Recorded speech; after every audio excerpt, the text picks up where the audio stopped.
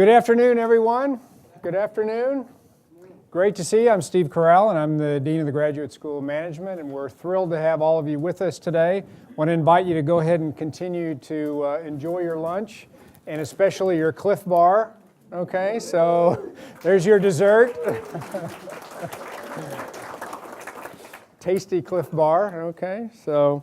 So let me, before we begin our proceedings today, I wanted to offer a special welcome to our many alumni who are here with us today. We're thrilled to have you here. We appreciate the time and effort and the emotional energy that you provide to the school, as well as your financial support. So thank you very much for that. I'd also like to recognize our business partnership program. A number of our business partners are with us today. Their generous contributions help us provide world-class MBA education. Our business partners enjoy special recognition and visibility in supporting the Graduate School of Management, and they enjoy benefits such as attending these kinds of events, terrific educational and networking opportunities, student consulting assistance, recruitment opportunities for our terrific graduates, executive education and use of our teaching facilities both here in San Ramon and in Sacramento. We have 5 business partners with us today, so let me share who's joining us. Cake Bread Sellers, Genentech, Hewlett-Packard, River City Bank, and Saberglass, Inc. So let's give them all a round of applause. And if you are with a company and you're not one of our business partners, we'd love to have you join us and be glad to talk to you about that. And here's Roberta Coleman, who is our fearless leader on the business partnership program, so I'm sure she'd be delighted to speak to you as well. Yes, great, thank you, yes.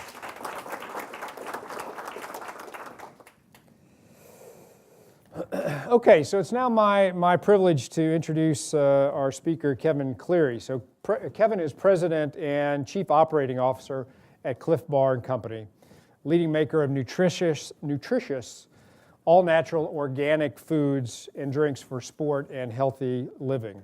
As President and COO, Kevin oversees the company's sales, supply chain operations, marketing and branding development, as well as the company's sustainability programs.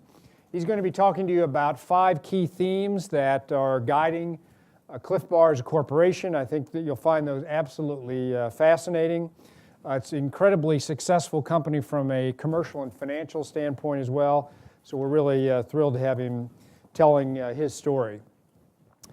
During his tenure, Kevin has expanded Clif Bar and Company's distribution both nationally and internationally, and directed the company's increasing use of organic ingredients, as well as the rapid expansion of its product portfolio and its groundbreaking initiatives in the area of environmental sustainability.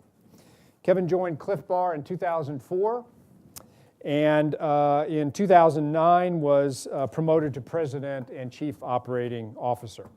Prior to joining Clif Bar, Kevin was with Quaker Oats, as well as R.R. Donnelley, where he oversaw their company sales, marketing, business development, and operations. And Kevin holds an undergraduate degree from the University of California at Berkeley and an MBA from the Kellogg School of Business at Northwestern University.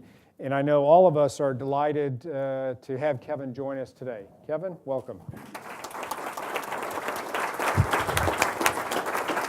Thanks. That was very nice, thank you.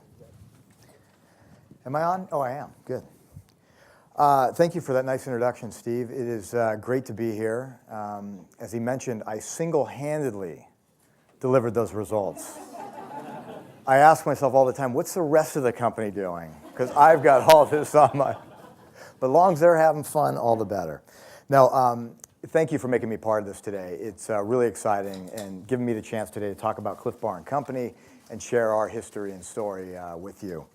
I gave this talk similar to this a couple weeks ago at Kellogg, and it's really exciting that these types of dialogues and conversations on sustainability are happening at a much more rapid pace, and they need to, whether it's in college campuses, public forums, or just in business. They need to continue at that rate if we're going to get ahead of the challenges that face us today as a people and as a human race. So today I'm going to talk to you about Clif Bar and Company. It's my second favorite topic. My first one's my family. We have got 3 little boys, my wife and I. They are twins, 2.5, and a boy, 9 months. And I started when I was 30. No, I'm kidding. No, I started a little later. But no, we are really in it right now. And I mean, both figuratively and literally, we are in it. But anyway, today I get to talk about Clif Bar and Company, which is a close second.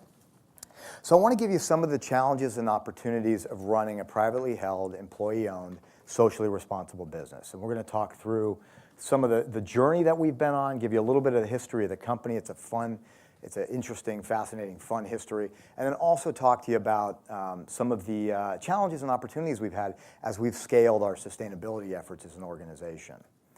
So to start with, just to give you a little bit of a backdrop, when I talk about social change today, and a very easy way to understand it when we talk about it is that people health and planet health is our focus. So people health and planet health is our focus. And when we think about people and we think about our business and people and planet health being the focus, business is really a means for us to drive towards that end. And that's how we think about it as the organization. And when I talk about social change, there's a few areas. One is organic agriculture and organic farming, and I'll talk a little bit more about that in a minute. Another one is climate change. And the last one is our business model and how we think about running our business in a different way. So first on organic, how many people are familiar with organic farming? Everyone, yes. And the benefits of organic farming are significant. And there's no use of chemical fertilizers or toxic pesticides in the actual farming practices. And I failed at a joke when I was at Kellogg giving the speech a few weeks ago, so I won't pain you with the same, or pain myself with the same failure today. But my point was just, if I'm going to add pesticides, toxic pesticides or chemical fertilizers, let me do that. I don't need anyone else doing that for me, because I'd like to know actually what's being added in that process. Okay, a little better result on the laugh today, so that's encouraging and good. But no, and there's a lot of benefits to organic farming. There are more nutrients and more antioxidants in the food. There's better farmer and health for farmers, whether it's farm workers or farm families, because there's no exposure to the chemicals or fertilizers. And that's a really big deal for us as an organization as we think about growing our role there. So organic agriculture plays a big role for us. The other is climate change. So clearly it's the #1 environmental issue facing us today, and we have a lot of efforts at the company geared towards reducing our impacts as an organization, as a company. And then lastly is our business model that Steve alluded to a little bit, which is really running our business not just based on one bottom line, but a financially driven one, but really based on 5 bottom lines. I'm going to make the case here in a little bit that has really been key both to our success financially as well as to our success as an organization culturally, as well as just as a company at whole. So we'll talk about a little bit more about that in a minute. So there are actually 3 key takeaways I would like you to take away from today's meeting. And this is all about how do you really scale a sustainability effort. And there's 3 areas I'd like you to take away. One, you got to put it in employees' hands. It's critical that employees own a social message, and as you start driving social change, that employees own it and buy in and actually create most of the program. We're going to talk about some of the successes we've had as a company that have come from the teams that actually do the work day in and day out. The second one is integration, which I just talked about, which is really about integrating it into your business model. It has to become part of just how you do business. And it has to have, meaning the planet and the community have to have a seat at the table when we're talking about these decisions as we run a business. So putting it in people's hands and integrating into everyday decisions at your company. And then lastly is just fully engaging in external markets. Partners, other businesses, NGOs, everyone in that space is grabbing and fully engaging in that dialogue and conversation and becoming a part of that conversation. So we're going to talk a little bit here about Clif Bar and Company and give you a little bit of a background. So how many of you here, before you saw the presentation had heard of Clif Bar and Company? Okay, very good. We're doing our job. How many of you have had a Clif Bar before maybe that one today? All right. All right, we got a good group. So as Steve said, we are a maker of healthy snacking for athletes made from natural and organic ingredients and formulas. So here are a list of our products, and we break them out into a couple different areas. Over there you have products for athletes and active lifestyle. So you have the Clif Bar that you all have in front of you. You have our Builder's Bar. You have our athletic bars over here, our athletic products being the shot drink, our blocks, shot gel, shot rocks. In the middle, products targeted toward women. You see Luna Bar and Luna Protein, which is the first protein bar specifically designed for women. And actually, the Luna Bar was the first women's bar back in 1999, specifically targeted towards women's nutrition needs. And then you have kids, our kids product, Clif Kid Twisted Fruit, as well as our Z-Bar organic product, Z-Bar organic bar was introduced in 2004. And then we have a healthy snacking, which are our Mojo products, our Mojo dips, which are sweet and salty snacks, as well as our Clif C, which is our fruit and nut bar, and then our Clif Crunch. Anybody had Clif Crunch down here yet? What'd you think? Pretty good. Pretty good. Beats Nature Valley, hands down. That's what I wanted to hear. Yes! 70% organic, and we believe, and we're hearing better tasting from everybody except you. Just kidding. No, so these are our products. And this all started back in 1990. Gary Erickson, owner, founder of the company, started in 1990 on a bike ride, 175-mile bike ride. He's out with his buddy. This was a one-day trip. He had $1,000 to his name, was living in a friend's garage, and he was on this bike ride. And he'd had 4 of the competitive product, the only other bar out there at that time in the marketplace, which was Power Bar. The only other product, he had 4 of them, went for his 5th one and said, "There's no way I can do a 5th bar." And as he was riding home, he said, you know what? He was a baker by trade, had a storefront bakery at the time, said, I think I can make a better product that's all natural and make a better product for consumers, something that people would want to eat, whether on a bike or whether snacking that they'd want to eat. Because I know I was doing triathlons back in the early 90s, and I understood his pain of that. But that was the genesis of the idea. So the company was really born, we all often say, on a bike and born in the outdoors. And so he came home and worked for the next 2 years with his mom in the kitchen, developing what is now known as the Clif Bar. And he launched it in 1992, named it after his dad, who was Cliff, named it after his dad, who was an avid outdoorsman, who had really instilled in Gary the outdoors, whether it was climbing or hiking or skiing or riding his bike. He really grew up in the outdoors, and this was a key component to him and his life and how he grew up. So he named the product after his dad, Cliff. So the company, as you can see, really started to grow over and these things happened over the last 20 years, but over those first 10 years, the company had rapid growth. The first year in 92 did $700,000 in sales, and in 1999 did just short of $40 million. So really expansive growth.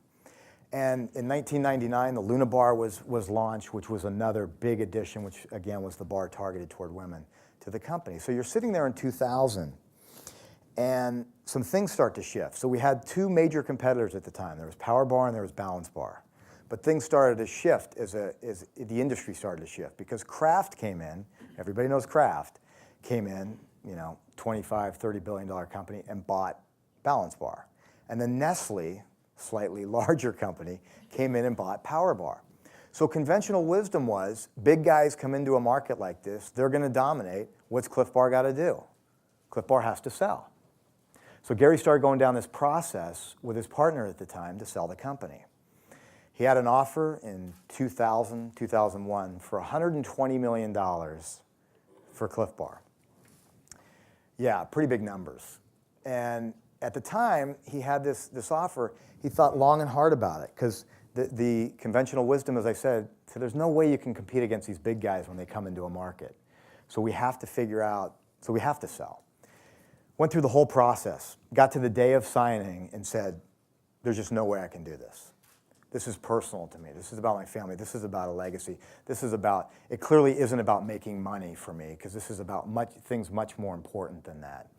And we'll talk about what those things are here in just a minute. But he really went down this path of soul searching and saying, what's the company, what's the business about? And he walked away from $120 million. Now his partner, who was a 50% owner, wasn't so happy about walking away from $120 million, who didn't have maybe the same connection to it. So he ended up not only walking away from his share of the $120 million, but also from taking on a mountain of debt to buying her out. So huge risk, right, and a really gutsy move. And without a clear future, really, except for a commitment to running a different kind of business and to doing things from the heart. And so in 2001, Gary did a lot of soul searching and said, this business just isn't clearly about one bottom line, being the financial one, because if it was, he would have sold the company. It was really about 5 bottom lines. And what you see here is a wheel. And this, any cyclists in here? Yeah, I got a few cyclists. And these are spokes. And what we're trying to portray here is that each one of these spokes is critical and has to have the similar amount of tension on them for the tire to remain straight and to roll correctly. So what we have here is these are our 5 bottom lines, or our 5 aspirations. So it's sustaining our people, sustaining our communities that we do business in, sustaining our planet, sustaining our business, and sustaining our brands. So my job at Clif Bar & Company is really to do just this. It's not just to focus on the business and saying, how do we return the best financial value? It's actually about managing all 5 of these things in concert with one another. And what he and this was in 2001, this was an experiment. He said, it's not about this. I want to run a different kind of company. And at the end of the day, our mission of the company is to run a different kind of company. And also a part of that mission is to try to get other companies and other organizations to do similar things, to run a different kind of business. Because we understand at the end of the day, being the company we are and the size we are, that our efforts in the grand scheme of things are a little bit of a drop in the bucket. But if we can influence other organizations and other companies, wow, think about the impact that we can have as an organization and as a company. So I'll take questions in a little bit. We'll come back to it. So that's been the mission of the company. So, and I want to say up front that we are by no means a perfect organization. We learn every day as we try to manage these things. And I think I've gotten a little better at managing these 5 things, but we still as an organization have a long ways to go as a company. But the thing I always come back to the company and talk about is that the important thing is that we're thinking about all 5 of these and we're making strides and efforts in each and every one of them. All right? So what we're going to talk about now is that first key take. Oh, whoa. We're going to talk about our vision. Hold on. So talking about just that planet aspiration, here is the vision for that planet aspiration and sustainability. So take a look through this and just read through it real quickly.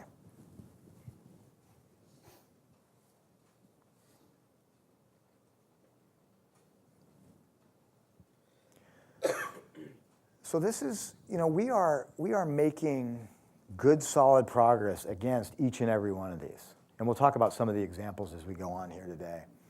But made with sustainable organic ingredients, we're doing that today. Not all the way where I want to get to, but we're doing it today. Bake with clean, renewable energy, we're making some progress on that today. And I'll talk to you about our facility here in a little bit. And then packaging, we've made progress. And transportation that doesn't pollute, we've made some progress in that area too. So we're making progress against all this stuff.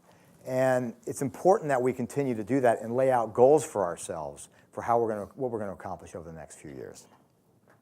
So now, with that, I'm going to, oh, there we go. This is the slide. This one has everything you need to know about the company. So I'm just going to paint on it. No, so the first thing I said I wanted you to take away was really to place it into employees' hands.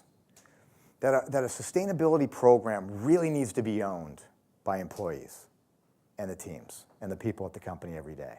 Has to have commitment from the top, but it's got to be owned by the employees. So in 2001, we took on this mountain of debt, and we had these 5 aspirations. I can tell you at the time, we weren't really clear at all what we had unleashed as an organization. So, we knew that this was the way we wanted to go, but we weren't really sure exactly what it meant to run a 5 bottom line company. We knew kind of what it meant to run a 1 bottom line in a natural outdoor type company, but not really focused on understanding how it happened. So one of the things that we had to do was figure out exactly what did this mean, particularly as it related to the planet aspiration. So one of the first things we did was we hired an ecologist who's still with the company today, who's our director of sustainability at the company. And just 10 years later, she's still with the company doing great work for us. But she had to come in, and we knew we had to put it into employees' hands, but we had to make sure that employees got it at a base level. Because this stuff, any of you experts in the area of sustainability or deep dive in it a lot? Show of hands. Yeah.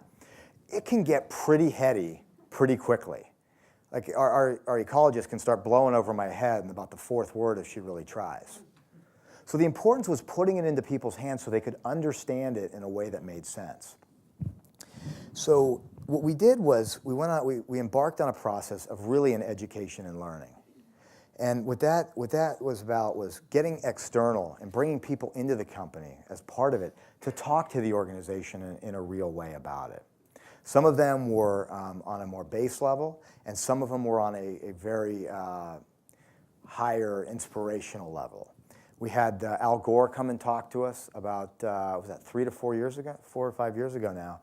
Came to speak with us. Michael Pollan, people familiar with Michael Pollan, came and spoke to us. And then also we had Ray Anderson. I don't know if anybody's familiar with Ray Anderson with Interface Carpets. Came and spoke to the company. And what that was about was really exposing the company to all the different types of thinking happening out there on why it was important for us to do this. And with Ray Anderson and Interface Carpet, how it could actually tangibly be done as an organization. We also started a lot of training programs around the company. And this was around, one of the projects was the Natural Step, which is a process that takes you through kind of how do you start to work in harmony with nature as a business, and what are some of the challenges and opportunities, and what do you need to be looking at to make that happen. So that was a pretty cool step that we took that really got people to understand it at a level that we all could access it at. And then we had a group that was called, we started to try to make it more tangible for the organization through visual cues or teams. And we had a group called the Eco Posse. So that actually is a volunteer group across the company. And that gives you an idea of when it actually started. Because I think we were actually late in using the word posse, even when we initiated it. Because I think that was probably more of a 90s term than it was a 2001, 2002 term. But we started to use the word Eco Posse, and that was a volunteer group across the company. And what they did was they went around the organization and looked for opportunities for us to make small steps and start for people to get their hands into it and understand what is it about and how do we each make an impact in our own way. The other thing we did that was a big deal to make it tangible was we started to put things up around the company, things like composting, recycling, and paper recycling, and made that really visible and started to ask people to do all those things. And here you are, 5 years later, and I've been composting now myself for a few years, which is really cool because I learned it something at Clif Bar, and I've got my family composting now. And they create quite a bit of compost. So it's everybody's, so it's a way for us really to not only influence what we're doing at work, but also to influence how we're all living at home and everything as well. So, the other impact that it has when you put it in employees' hands is you have people, it really starts to provide clarity for you around what people are you hiring that makes sense, right? Because they've got to align for what you're trying to do. They don't have to be environmentalists or community activists, but they have to have a sensitivity and a bent in that area. And it also gave us clarity on who didn't work and didn't fit. So we had people actually start to self-select out of the company and said, you know what, wow, it's much more clear and easy for me to work in a 1 bottom line company than a 5 bottom line company. And that's okay. And that's okay. And that was something that we dealt with and was all right. So it gave us really a lot of clarity in that area. But by putting it in people's hands, I'm going to show you some examples here. And Kate, do you have that gel packet? Oh, okay. Well, you're going to have to, well, let me go back a slide or two. So we're going to talk about this right here, that product. So any of you who've done races, so just remember that product. I'm going to go ahead a few slides over there on the left. So one of our guys in R&D, Tom Richardson, this is back probably 6, 7 years ago, is sitting at his desk. He's in R&D, not supply chain or procurement or anything like that. And he's saying, wow, you know, when I do my triathlons or my running races, the one thing I find all the time, because these products here, this gel, is really a good product for quick energy. So if you're out on a bike ride, you're out on a run, and you need quick energy, it's a quick shot of electrolyte. About 100 calories, good source of carbs, and it'll help you not cramp. So it's a good source of energy and anti-cramping. So you put that, but what happens at the races is people on the bike or you're running, they tear off the top and they drop it. So you see these things littered around a race all over the place. So Tom noticed this pain, this problem, a pain really for the planet and for our race directors because they were accountable for cleaning it up. But you're never able to get all those things because sometimes they're sticky and they stay to the ground. So our guy Tom drew up, that's actually the drawing that he drew up and said, you know, what if we put a litter leash? Let me get your way there. What if we put a litter leash on the product so when you open it, it just hangs there? So we don't have this issue and this problem of it dropping to the ground. And I was like, wow, what a cool idea that came from somebody who was at the ground level dealing with the issue. It wasn't even his function or his area, and came up with the idea. Now that in and of itself isn't going to change the planet, but that type of thinking is what we need to embed in organizations across the board, is get everybody thinking about how do we do these things? Because this is how we start to drive real change, because these little steps can become much bigger steps. Second picture there is a lovely picture of shrink wrap. Yes, shrink wrap, which we are out of through redesigning our caddies, so we're not using shrink wrap anymore. We were using a ton of it, and it's a pretty cool thing. We were using a lot of it, shrink wrapping our caddies, and we just were able to reinforce the caddies and took a bunch of this out of the system and saved ourselves at the same time about $90,000. So that was kind of a cool idea. And the last one came from one of our guys in supply chain, looking at our caddies and saying, you know what, I think we could use recycled paperboard for our caddies. So we're now using recycled paperboard for our caddies. And that, even today now, we've moved to using 50% post-consumer as well. So it's a really, really cool initiative on and that's the caddy, you guys have seen that before, that's the case that the bars come in. So so these are efforts that didn't come from somebody sitting in an office. It just came from somebody sitting at the ground level saying, what are the problems and how can I make it happen? Because these ideas, I can tell you, if it were me coming up with these, if I had to, that one there, I wouldn't have thought of that yet today. That might be a reflection about how good or not so good I am, but I probably wouldn't have thought about that till today. I mean, so it's embedding it in people's hands is a critical component. All right, so the next thing I want to talk about is integration into your business. So we've talked about these 5 bottom lines in our business and how it operates, and I'm a firm believer that you have to integrate it into your company, that those 5 things need to be integrated into how you run your business. You hear about a lot of sustainability initiatives that are bolt-ons at companies. Like when I was listening to someone talk from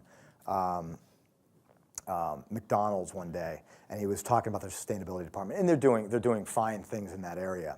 The challenge becomes, if it's not integrated, the planet, the community, the people, they don't have a seat at the table when decisions are being made. And that's one of the big challenges when you think about driving social change, particularly in using business as a vehicle to do it, is it has to have a seat at the table when you're making those decisions. And it was funny because one of the examples that was brought up was, was a disconnect between what brand wanted to do versus what sustainability wanted to do in these different organizations when it's a built-on, versus being really fully integrated. So I'm a firm believer on it. Hey, these other companies that do it as a bolt-on that are much bigger than us, hey, great stuff. You'll make good progress on it. But to really make the traction, to really get going on it, I argue that integrating it fully into your business is the best thing for the planet, the community, people, the brand, and the business. Like, I think by doing all five is the best way to do it. But you can imagine how challenging that is when you start going to a supply chain group and we start to buy organic ingredients, and organic supply is short. Because we had to go out and talk to people about changing the way they thought about their jobs. Right? Because it's not just easy to say, okay, everybody start thinking about 5 aspirations. You have to start helping them think through, how do we think differently about our roles? So you think about the sustainable supply chain, where it used to be just about a buy. I want to buy it from you, and you sell it to me. Great quality, obviously, number one. But besides that, much more of a transactional sort of discussion. Today, it's much more collaborative in nature, because we're working closely with farmers, because we have to make sure that we have supply, to make sure that we're doing right by them and they're getting a fair price, and that we're working closely with our constituents in the farming community so they can understand what our growth demands are and needs. So you can see how that difference of starting to manage through 5 bottom lines starts to change how people need to behave. And you obviously, along with that, need to change your metrics and your bonus plan to go along with that. So you're not just saying, I'm paying out only on one thing, EBITDA, but I'm asking you to do all those other things. You got to drive the connection there to make that happen. In some of the other groups where, on this integration, some of the other challenges. So we had our HR department, which had primarily been about the traditional HR that we talk about. Well, we asked HR department to come up with some sustainability benefits. Right? So how do we start to fully integrate across our organization when you think about every aspect? So from a human resource perspective, they started to come up with these wonderful ideas. And I'm going to list a few here for you. One is we have a $6,500 car allowance for somebody who buys a hybrid biodiesel or electric car. $6,500. Yeah, pretty cool. And I was, and we've had, what's the number now? 40 to 50 people actually take advantage of it. We also have a solar subsidy, so where we give people a subsidy to put solar on their homes. And another is we have a pretty cool alternative commute program that we offer people. Bike commute, you can get points for alternative ways of getting to work, which you can use for a variety of things of your choice. But it's really cool when you think about the program and fully integrating. And I would love to tell you that I had those ideas. I really would. I'd love to sit here and say, you know what, this came from, I was sitting there talking to Michelle and to Rick and said, you know what we need? We need sustainability benefits that really reinforce and these are the programs. It didn't. But when people understand it at a base level, when the teams understand it across the organization, and when it's fully integrated and it's expected of them and their bonus is aligned to it, you start to see these types of results. Because these things fit perfectly. I could not have designed them better myself. In fact, they wouldn't have been as good. Because they understood what we were trying to accomplish as an organization. And they were able then to develop a program that fit perfectly and neatly into what we're trying to do and reinforces brilliantly what we're trying to do as a company. So very, very cool things. And it really, as I started and opened up about the integrations, it's to say it's got to have a seat at the table. I want to give you a couple examples of what that looked like. Wow. So this is the wheel again, right? So the tension on the wheel's got to be the same. Give you a couple examples. So that gel product that we talked about, so we discontinued a flavor. This is about 3 years ago. And the team came to me and they said, we're going to, and they were thinking about it the right way. They were thinking about the 5 bottom lines. They said, you know what we're going to do? We've got some extra caddies, the package that they come in, and some extra film, the product that actually holds the film holds the product.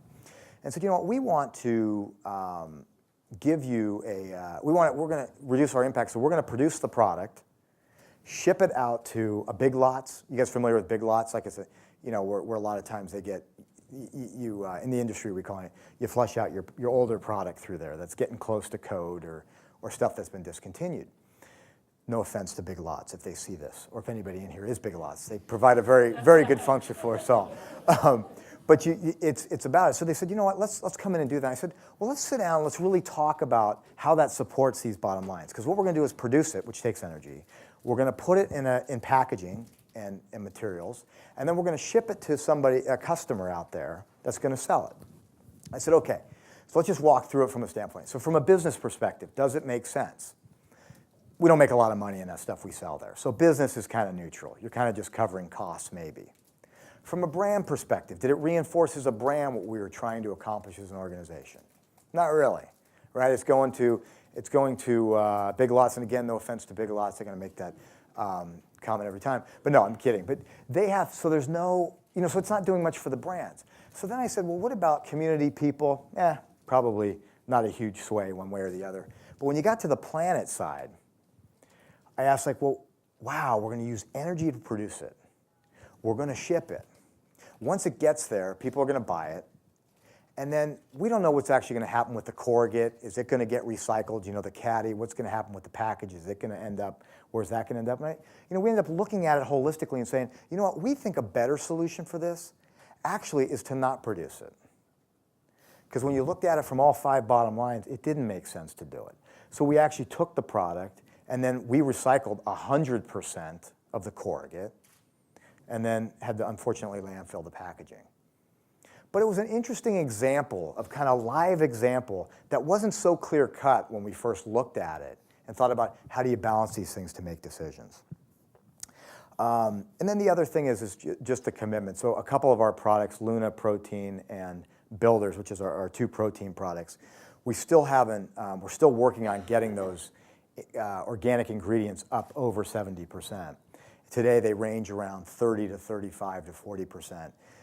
We get, absolutely from a marketing perspective, 0 credit for that. And that's okay. I'm not asking for credit for that. But we don't. But it's a commitment to organic, because there's some ingredients there yet we can't get in the quantities that we need from an organic perspective.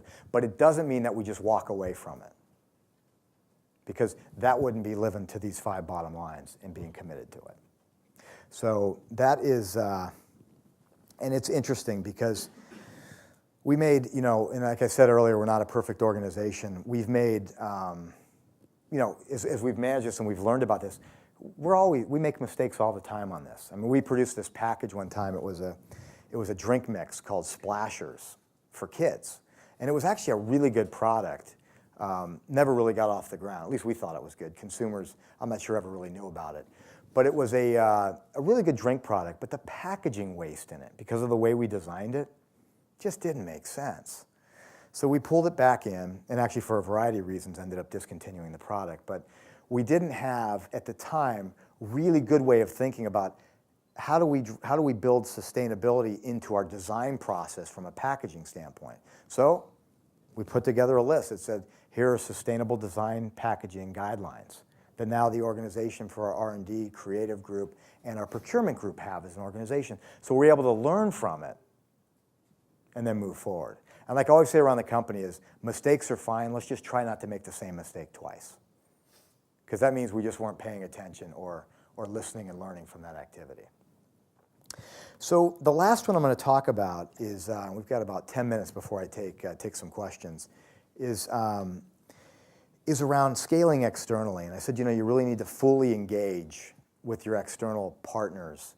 And that's about listening, it's about learning, and it's about communicating and also influencing those partners as you go on your journey. And I'm going to make a few comments in here, and the first one is just, the steps don't need to be massive. Like, you can start with little steps on your journey of sustainability, that they don't have to be all these monstrous steps. If you can take one as a signal It's a big thing, which I'll talk about here in a minute for us as a company. But little steps can often lead to these much bigger steps as an organization. So, you know, the first thing we did in 2003 was we took Clif organic. So again, remember now, we have this mountain of debt back in 2003 from the no sale in 2001 and the buyout of a partner. And at the time, we commit to going organic on Clif Bar, which decreased our gross margin by about 3 to 4 points. But the commitment was, you know what, we think this is the right thing to do for those 5, and also we think it's the right thing to do for our consumers and the health of people and the health of the planet. So made the commitment to it. It turned out to be a great move. A lot of these other things were very small little steps. Like for an example, in 2003, we started offsetting employee commute and our bakery energy. And since that time, we've planted 30,000 trees as an organization. But that led to a really cool program. So one of our field marketing people got hold of that in 2004, and we started to sell green tags at all the events we show up at. Right? So we show up at a lot of running events, a lot of cycling events, triathlon events. We started to sell those green tags so people could come up and actually offset their travel to that event. So that was a really cool way of starting to hopefully influence, again, consumers in that regard. Another place was we did an office green up, as I talked about earlier, about composting and recycling. In 2005, one of our field marketers took that idea and went out to the Alcatraz Triathlon and created the first carbon neutral triathlon. They had recycling all over the place. They had little compost bins.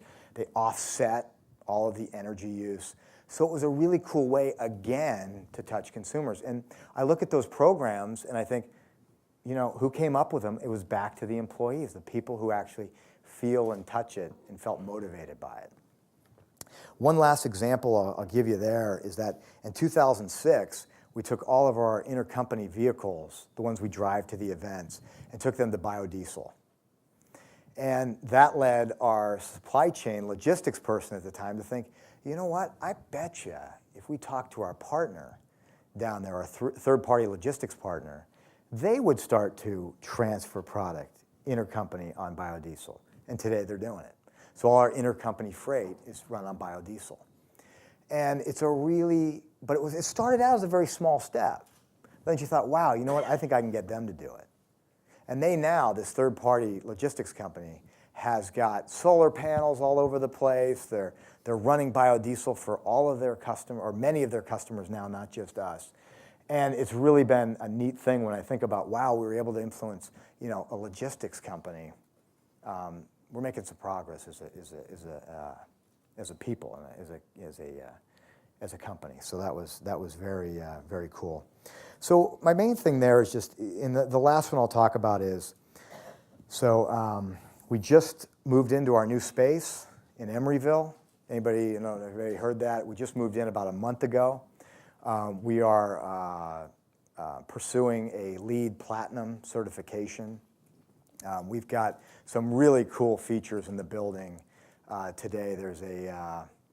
We got solar panels up on top that's going to give us 70% of our hot water needs.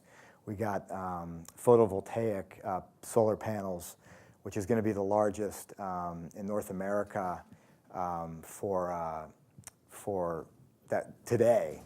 Biggest. It's going to give us 100% of our electricity needs. We've got a lot of reclaimed wood in the facility that was used from rail tiles and rail ties and old crates and barns.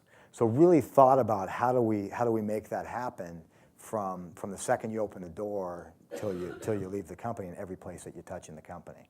So really excited about that here recently. So taking little steps is one of my messages about external and how you can start to scale from internal to external. The second one that I want to talk about and will actually be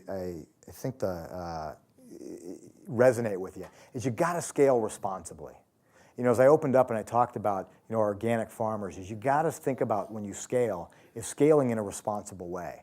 So we're not, you know, when we went out, we took Clif 2003 took Clif Organic to organic ingredients. And then in 2006, I believe, we took Luna Organic. So we staged these things because we didn't want to dominate any one market. I mean, a company like Quaker Oats could come in today and buy up every organic oat in the market if they wanted to. But to what end does that solve? That doesn't, at the end of the day, help really increase the amount of organic farming that's out there. So we think a lot about that because we didn't want to overwhelm any market. And one of the really cool things is this is our increasing use of organic ingredients. So we've gone in 2002, or 2001 when we were buying 0 organic ingredients, to 2009 buying 32 million pounds. So when you think about the amount of pesticides, the amount of petroleum that's taken out, the cleaner water through the runoff, cleaner air, that starts to have a big impact. And in 2010, I actually think we're closing in on almost 40 million pounds of organic ingredients. And overall, when you add all of it up, with the exception of 2010, 150 million pounds of organic. That wouldn't have been had we not pursued it. And then with 2010, we're almost knocking on the door about 200 million pounds since we started the process. So, yes. So the last thing I want to talk about, and then I'm going to open it up for questions for about 20 minutes, and I'll come back and do some closing comments, is scaling.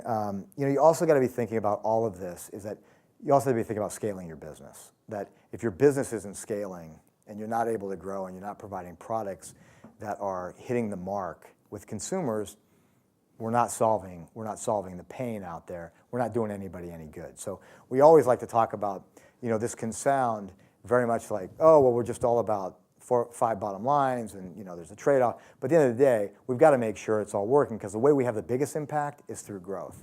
And when you look at that, that's what's driving that, is our commitment to take more products organic, but also to drive the growth behind each one of those products.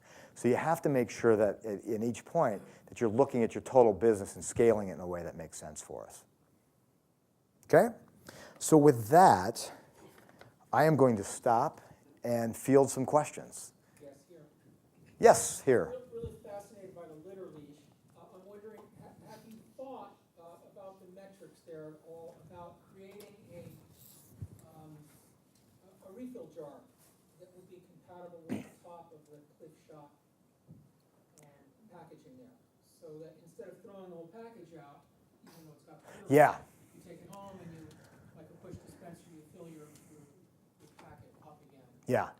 Yeah, we had a product back in 2001, or maybe, 2000, 2001, somewhere back then, that was like almost a toothpaste sort of jar, yeah, well, no, you'd take it and then you'd squeeze it into, because a lot of these races, you have these little packs you can have that you can squeeze gel into. The issue is having used them in the past, getting the gel out of there, yeah, you're nodding your head, can be a challenge. So we're still trying to figure out exactly what and how that would look like. But yeah, we'd be very interested in doing that. Because that ideally, and then you get rid of the whole package altogether, which is a great idea. Yes? Two, would you like them one at a time? I'm better if they're one at a time. Is there any aspiration to cap executive pay as a multiple of the lowest paid worker? I think they already did it. We don't talk. I mean, it isn't at the company today. So the question was, is there a way to cap the executive compensation to the employee, and then what does that multiple look like? And we are, we haven't talked about it, but it isn't like knowing all the having all the numbers in front of me. It's not. We are in very good shape from that standpoint. Secondly, these type of aspirations, what hope is there, if any, of having those implemented at publicly held companies? I'm sorry? It just seems really hard to make that transition when you're talking about a board of directors and Yeah. accountability to Wall Street and shareholders. It seems like next to impossible. Yeah. Do that to my kids. The question is, how does a public company actually execute some of these things? and working with a board of directors who's really focused on one bottom line, that return, shareholder return. And we do have an advantage in that area because today we are, we define shareholder value, and our owners have defined shareholder value as returning on those 5 bottom lines. If I came to them and said, hey, I can increase EBITDA by 4 points, by the way, we're not going to buy any organic ingredients, that wouldn't work. So I think the idea that you have to come back in is look for those synergies, because I think it can work in most companies. There is a gut check time, because in 2001, whether you're at a public company or you're at a private company, when you're facing a mountain of debt and you take on that sort of margin hit, it's a gut check time regardless of where you are. So there's always a gut check time in anything that you're doing, whether it's public company or not. But it is you really have to think about what are the benefits and how do we get people to start thinking differently. Because what I'll tell you on this whole thing, when you look back on it, while that first step is pretty hard, this managing a business on 5 aspirations has actually turned out being extremely positive on that one, meaning the financial. But that first step's a doozy, because it's a tough one. But I can, it's good for business, and it's been good for us. And we've been able to outpace, both from a margin standpoint over the time and growth standpoint, our industry leaders in that area. Yeah? Could you talk a little bit about your marketing strategies? Because not everyone that purchases all of your different segmented products is a marathon runner. So how do you market to your marathoners versus your women versus the kids versus just the snacks? They're not. I want names. I need names. Now, great question. So it's really about how do we market and think about going to market differently for different segments. So it's our whole go-to-market strategy is really based on being with consumers. We do almost all grassroots marketing. We don't do a lot of advertising. We do some here and there spot, but it's very, very small. So it's all very much direct one-to-one. So we were at the National Women's Conference this week. We had a booth there where we were talking to leaders in that with our Luna Bar and talking about the benefits of Luna and organic and the makeup of that whole nutrition bar for women. We'll go to fairs for kids, right? We'll show up at kids events where we're actually talking to moms, giving kids the bar, sampling it, and we do this almost all with our field reps and their teams. We deal with that, and we try to always have a Clif person or a Clif trained person doing that and handing that product off to them. And then for Clif and a lot of those shop products, a lot of that is geared toward more of that athlete. But understanding that there are healthy snacking opportunities that exist out there all the time and that are big. And then Builder's Bar, our protein bar, we sample at gyms. So we're trying to reach people. We call it on the athletic side at the point of sweat, where we're trying to reach people there at a race or something to give it.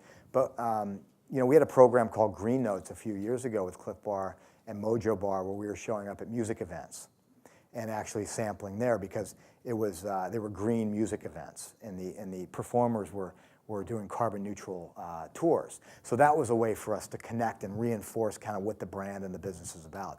So it's a very thoughtful, thoughtful plan on how we do it. And the crazy thing is we got this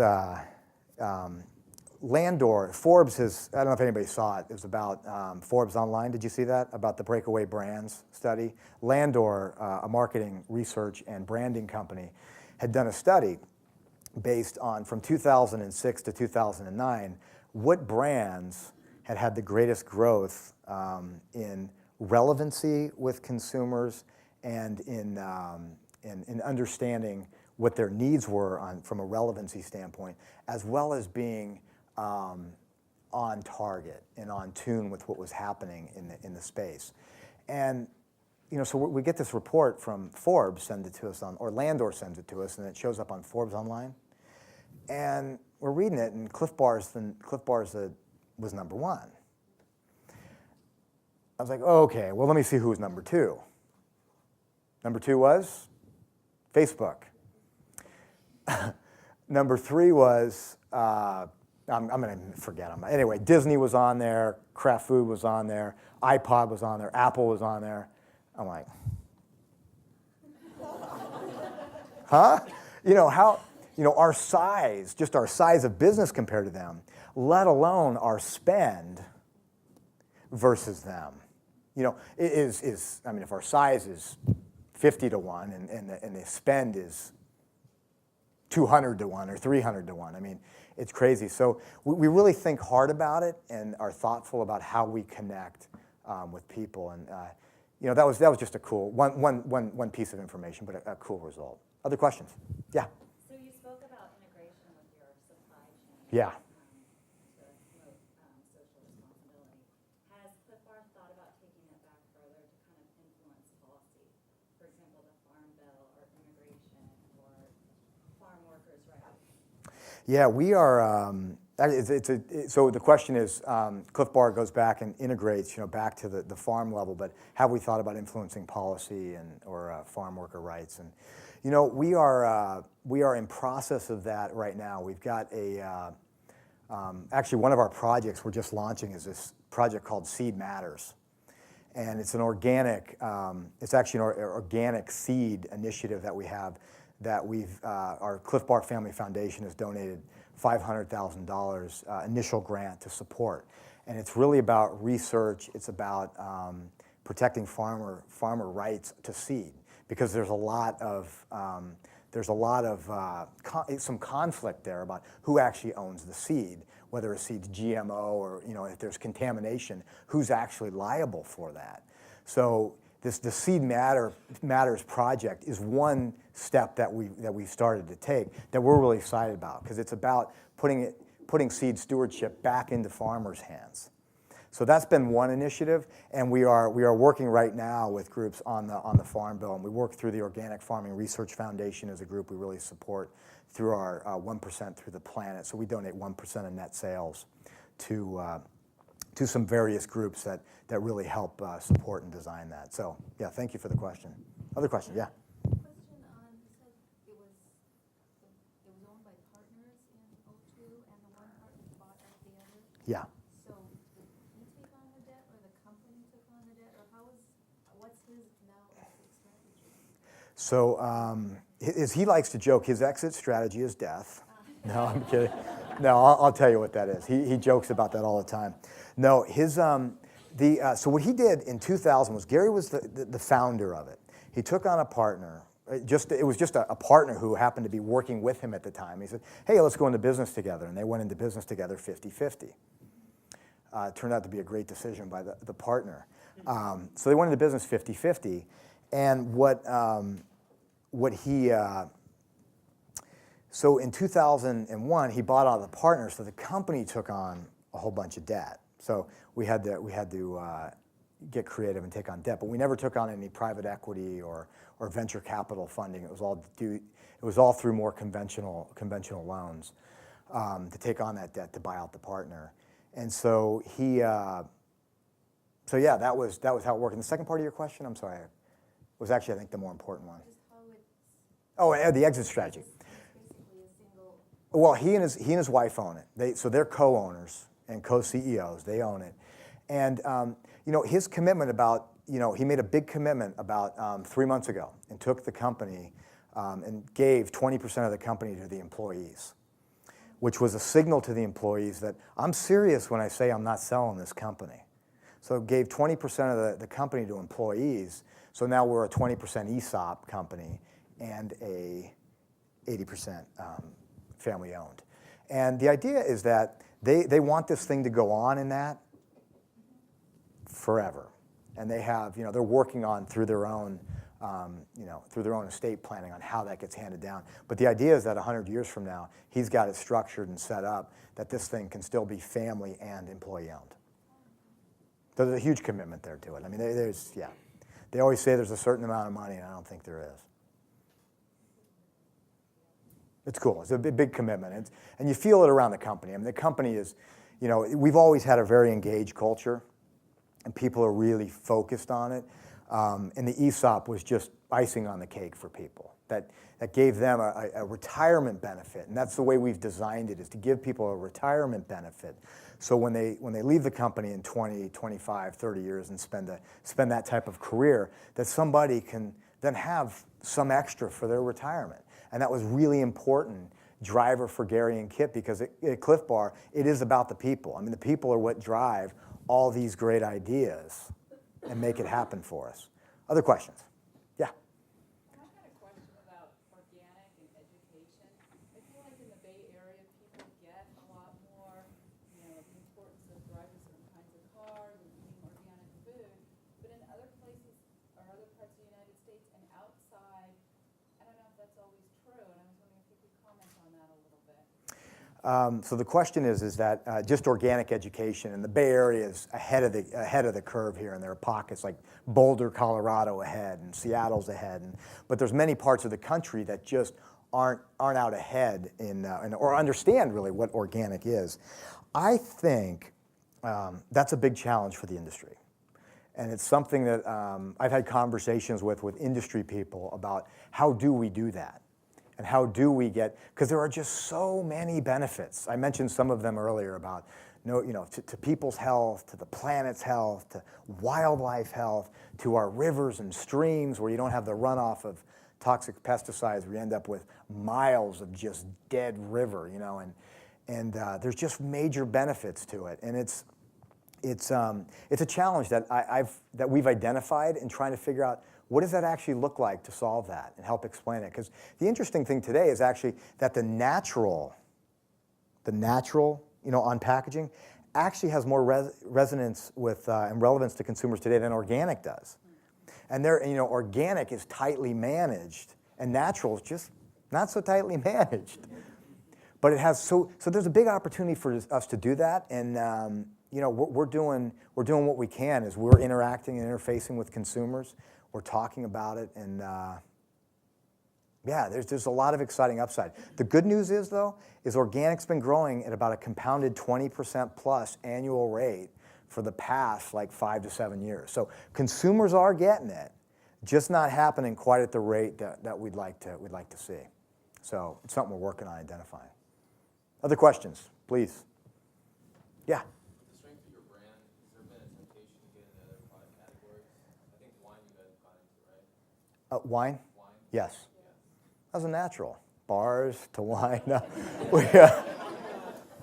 Well, that's after the race. So we got the stuff before the race, during, and then after. We are, we're always looking at different categories to go in. I mean, I think, when I sit back and I think about Clif Bar, there's a lot of opportunities with these products that I showed earlier that were up on the wall. There's a lot of opportunities with them. Today, Clif Bar, households that buy it, less than 3% of the households. 120 million households, less than 3% buy Clif Bar. So there's a lot of opportunity for us to get more people into the current products that we have. We're also looking for those adjacencies, those category adjacencies that make sense for us to launch into. But really, at the end of the day, what we're focused on is creating really healthy food for people using organic and natural ingredients that really meets an unmet consumer need. And that's where we try to stay focused as an organization and as a company, is to make sure we've got that out front of us versus, I don't want to just jump into a category just to jump in because it's big and growing. I want to jump in with a healthy, tasty, organic, natural product that meets an unmet consumer need. Because that, I think, will really spell success for us. How about a couple more questions? Yeah. How are big decisions made using the corporate structure, and how do you think that the change in decision making is going to change based on the change in ownership with employees? Oh, yeah. So I get to make all the decisions. The fun ones. No. So two parts to the question. The first question is, how is decision making actually made throughout the company, right?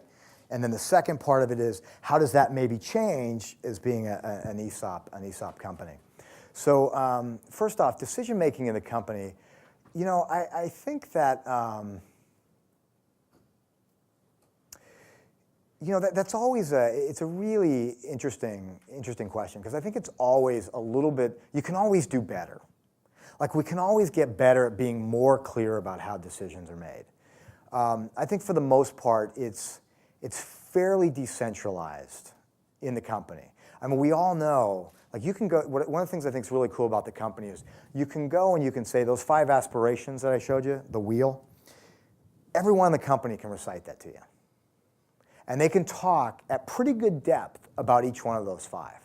So there's a pretty good understanding of what those 5 look like. So what I like to do is, we'll use, you've heard of the RACI model, who's a responsible, accountable, consulted, and informed on any given decision. We use that kind of loosely, but we had this really cool video that was done that Kate's looking at me like, well, don't give all the secrets away. But we had this very cool video that was done that that's a congratulatory video. So, and it was done by someone in our creative group. They put the whole thing together. It'll be used quite a bit. It was checked off on. I never saw it. I didn't see it in my role. Marketing saw it, didn't do much about it, didn't comment much on it. But he kind of took the ball and ran with it.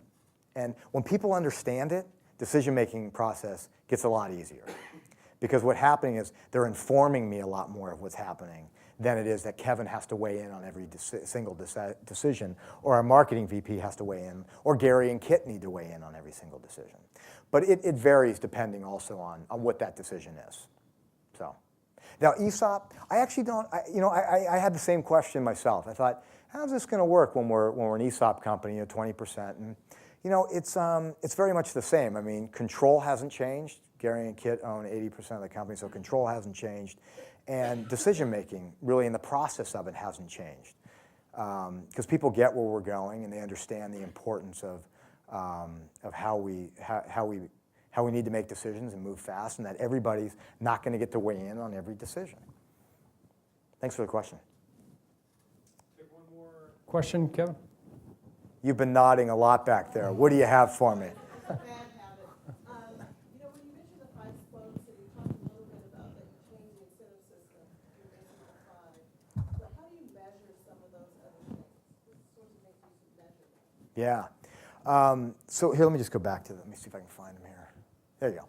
So, business is pretty easy and clear.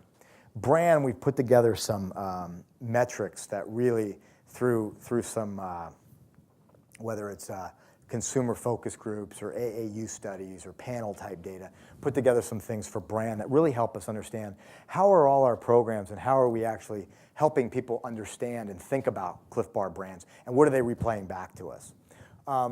On the people aspiration, we've put some objectives out there on things that are specific to how many promotions do we want to hire from internally?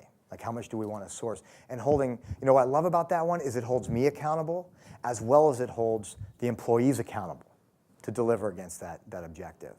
And another one on people is we do annual surveys, and how is the leadership team, and how are we doing, and how are our benefits competitive? So some tangible ways of tracking that. From a community standpoint, we track it based on the number of hours that we actually contribute as an organization. So a program I haven't mentioned is 2080, which is it's not much greater than that, but we give each employee 20 hours, some can go over, but we ask every employee 20 hours on company time to go out and do community service work. So we are over now 5,000 hours as a company, which is the equivalent of, I think, 2.5, I'm doing my math right, about 2.5 people, and encroaching on 3 for the whole year that are out doing community service work. And then Planet is understanding our impacts. What's, define, you have to define what it is that I'm measuring. Like, how do I define my impacts? And then really getting after how do we, and then just how do we do this year? So when we go to biodiesel, we went to biodiesel, and that reduced our dependence on petroleum. When we started doing it intercompany freight, so there are some very tangible things, but you got to go get the number. You got to go get what are our impacts How much waste do we create? And then how do we close that down and close that gap? So hey, thanks a ton, and thanks for the questions. You guys are a very informed group, and it was nice to be able to dialogue with you on it. So, what I hope to do today with you was just introduce you a little bit more, since most of you know Clif Bar and Company. Introduce you a little more about the Clif Bar story, on how we came to be, as well as what we've done on our sustainability journey. Also, is open a dialogue and hopefully maybe inspire some of you in your current roles, or open a dialogue about how can you do this in your own companies, or how can you accelerate what you're doing in your own companies, or how can you help Clif Bar think differently about what we're doing to help us get better, because we're always very open to that. And then lastly, wanted to provide you with some tangible lessons. So when I think about scaling internally, it's about putting it in employees' hands and integrating it as a part of your business. And then when we talked externally, it's really about the little steps and the big steps, that you can just start taking little steps and they'll move into big steps. It's about scaling responsibly, about understanding the larger marketplace that you're in. And then lastly, it's about scaling your business as well, and making sure that your business is growing and that you're doing the right thing for consumers. So, and then lastly is that five bottom lines. This guy right here has really been a driver for us around the integration and understanding what we've been able to accomplish. But this is my challenge to you guys, is at the end of the day, we all have a role. We've got big challenges out there, and business is a vehicle for us to address those social challenges and driving social change. And we all have a role in doing that. Here we are at the best schools in the country, and we are the leaders, and we're the future leaders of business. So it's upon us to take on this challenge and to make it happen. My hope, and I mean this, is that this isn't a differentiator for Clif Bar in the future. That just becomes the way business is done, and that we're talking about the merits of our. We'll go on the merits of our food, and we'll go on the merits of our quality and the value that we create. But my hope is that this doesn't become a differentiator. That everyone is running their business based on triple or 5 bottom lines. So what I ask you guys is that, get out there and figure out what is it that I'm doing day in and day out that helps us drive the type of social change that we need to drive as a people. I'll be swinging this, I'll be going after this thing for the next 15 to 20 years, and long after that, 15 to 20 is hopefully just with what I'm working. But I'll be going long after that on keeping the fire burning on this type of stuff and reducing our impacts and driving business in a different way, because business needs to play a role in this area, and you all need to play a role in this area. So thank you very much. Hey, thanks a lot. Oh. Kevin, terrific comments, and I really love the complexity and the multidimensionality of the business considerations that you talked about today. Of course, business is at the top of the wheel here, but I like these other considerations. I liked your comments about how these other factors contribute to the success of the business as well. So this whole systemic approach, I think, is really terrific. So we want to thank you for sharing that with us. We've got a token of our appreciation here. This is UC Davis vinegar and olive oil, which I think is also very healthy. So Kevin, terrific to have you. Thanks so much. Thank you very much. Yeah, thank you all.